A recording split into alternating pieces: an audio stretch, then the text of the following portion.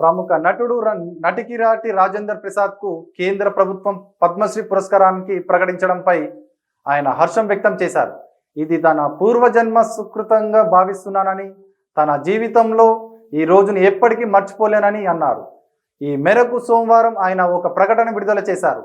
ఈ గౌరవం కేవలం తనకు మాత్రమే కాదని, తెలుగు హాస్యానికి, వినోదాన్ని ఆస్వాదించే సామాన్య ప్రేక్షకుడిని దక్కిన గొప్ప గౌరవంగా భావిస్తున్నానని రాజేంద్ర ప్రసాద్ పేర్కొన్నారు. కళలను గౌరవించి తనను ఈ పురస్కారానికి ఎంపిక చేసిన కేంద్ర ప్రభుత్వానికి, జ్యూరీ సభ్యులకు ఆయన హృదయపూర్వక ధన్యవాదాలు తెలిపారు. గత 48 ఏళ్లుగా ప్రేక్షకులు అందిస్తున్న ప్రేమ ఈ స్థాయి గుర్తింపునకు కారణమని ఆయన అన్నారు. నాలాంటి నటుడిని మీ ఇంటి మనిషిలా ఆదరించి నటకిరీటిని చేసి ఈ స్థాయికి తీసుకొచ్చింది మీ చెప్పట్లే.